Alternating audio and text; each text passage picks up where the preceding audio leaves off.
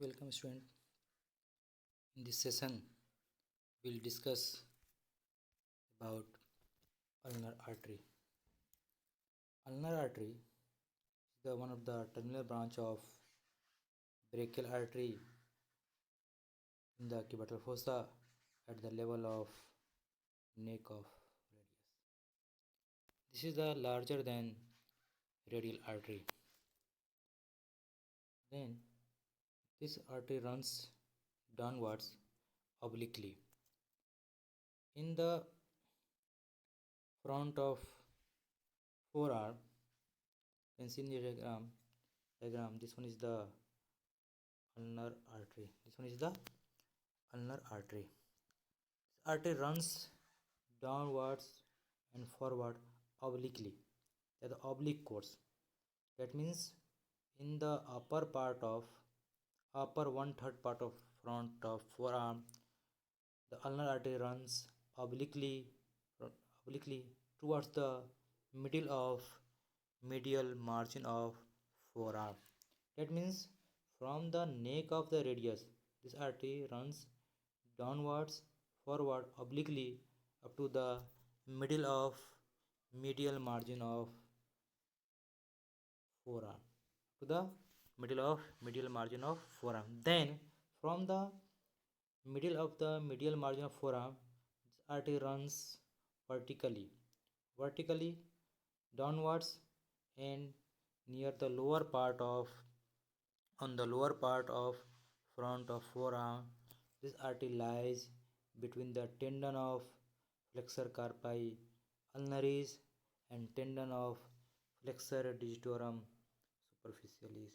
Here the tendon of flexor digitorum superficialis.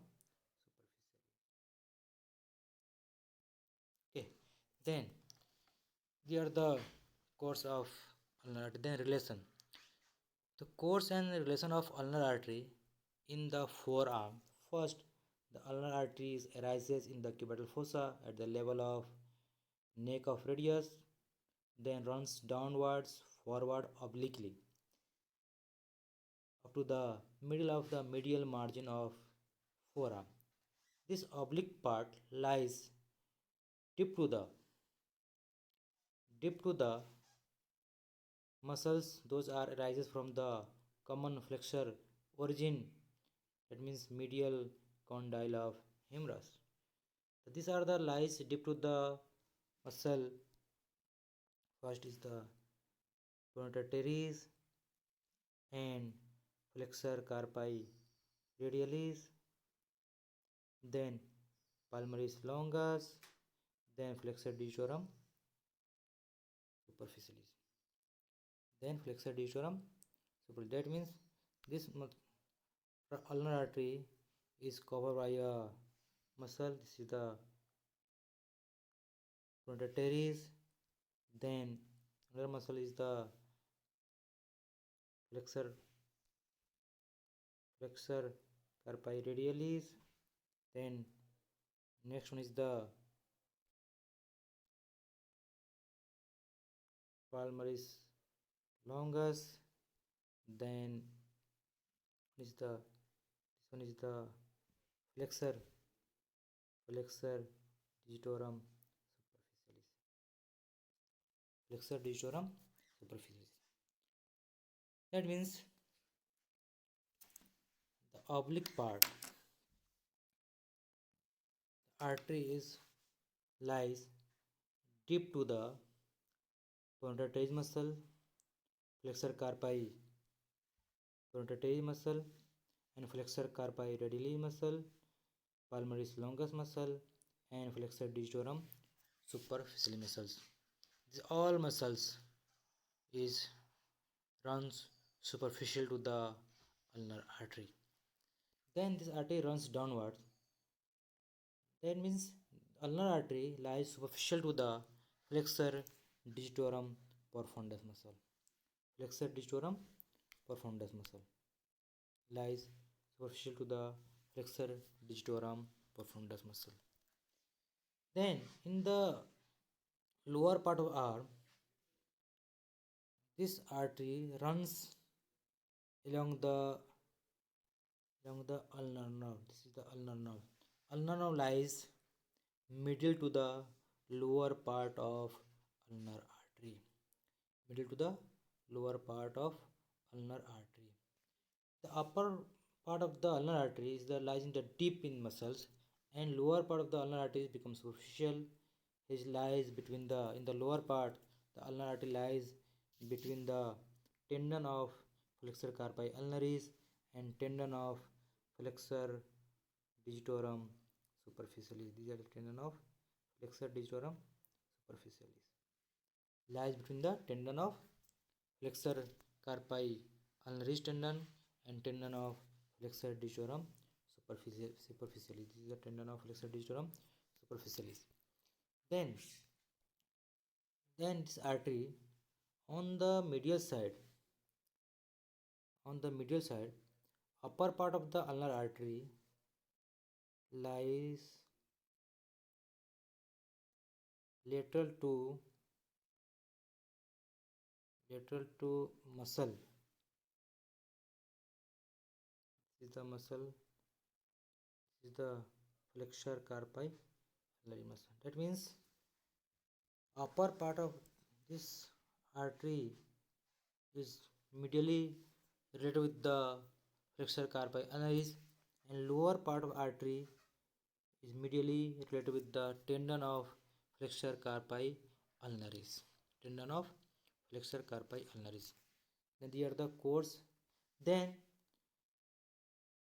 this artery runs downward near the lower part of front of forearm. The ulnar artery lies between the two tendon of flexor carpi ulnaris and tendon of flexor digitorum superficialis. Here is the tendon of flexor digitorum superficialis. Okay, then that it runs forward runs over the superficial to the flexor retinaculum and enters into the palm. In the palm it divides into two branches, superficial and deep branch. They are the course and the relation of ulnar artery. Then what are the branches of ulnar artery?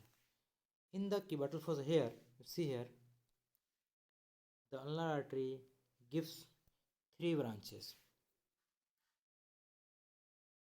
One is the one branches you can see in this diagram.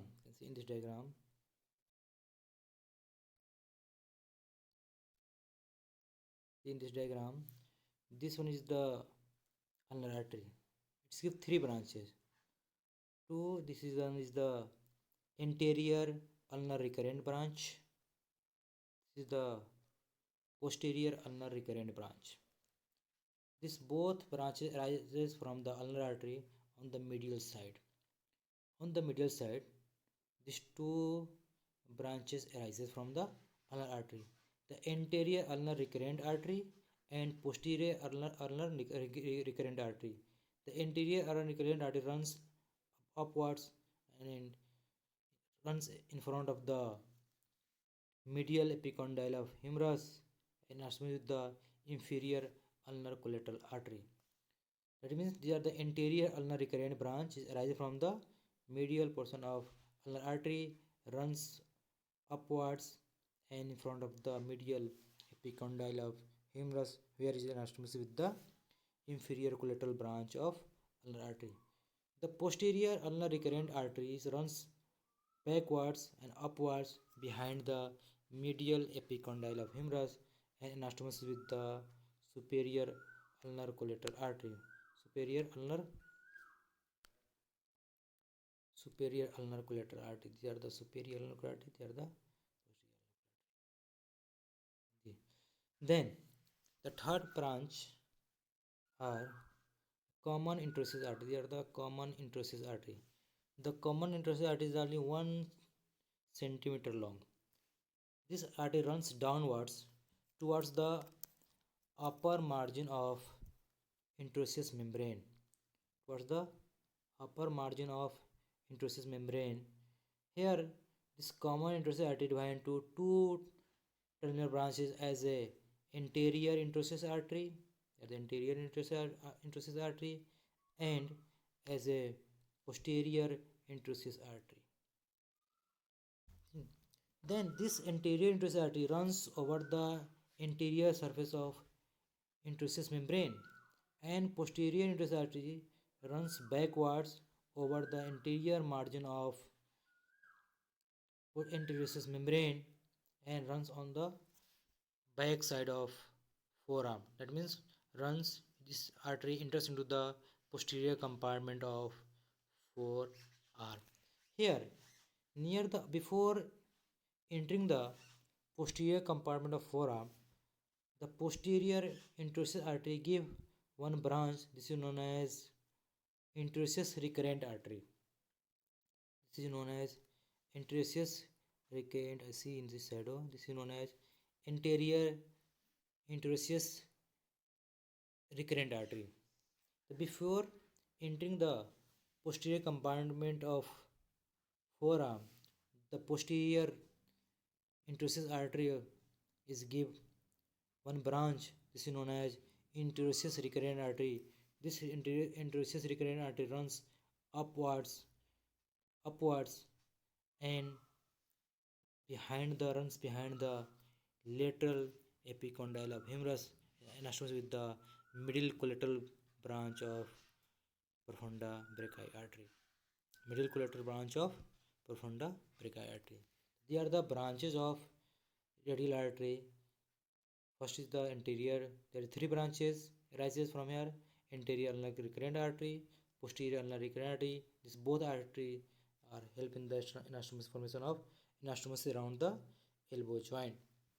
Then one is the one also one artery arises. This is known as common interossseous artery. This common interossseous is 1 centimeter long near the upper margin of interossseous membrane, divided into two terminal branches as the anterior interossseous artery as a posterior interossseous artery. This anterior interossseous artery runs over the anterior surface of the interossseous membrane, enters into the front of arm.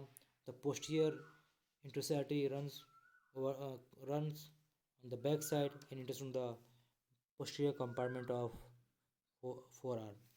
From here, before entering the posterior compartment, the posterior interossseous artery give one branch. This is known as interossseous recurrent artery. This recurrent artery runs upwards and backwards, runs behind the lateral epicondyle of humerus and anastomosis with the middle collateral artery of profunda brachii artery. These are the branches in the vertebral fossa. Then other branches arise. They are the muscular, give the some muscular branches here, supply the muscles of the front of forearm. Then near the wrist joint is give a ventral palmar branch. This ventral palmar branch is arise from the ulnar artery near the wrist joint and passing deep to the tendon of flexor digitorum profundus and anastomosis with the ventral radial branch of radial artery. Then he'll also give one dorsal branch. This dorsal branch also arises from the ulnar artery near the wrist joint. It's become a curve on the medial margin of forearm and into the back of forearm, and there anastomosis with the posterior dorsal radial branch of radial artery. Then this artery enters into the palm and divided into superficial and deep branches. Here see in this diagram, this one is the anterior interossseous artery. This anterior interossseous artery is the terminal, terminal branch of common interossseous artery of ulnar artery. It runs over the interossseous membrane, lies between the two muscles. This artery lies between the flexor digitorum profundus muscle and flexor pollicis longus muscles. And near runs downwards near the middle of upper margin of pointer quadratus. It pierces the anterior interossseous membrane and enters into the posterior compartment of forearm. You can see here it pierces the near the middle of upper margin of pointer quadratus muscles. It pierces the interossseous membrane and enters into the lower part of posterior compartment of forearm. This is the muscle supply the artery supply the muscles of forearm.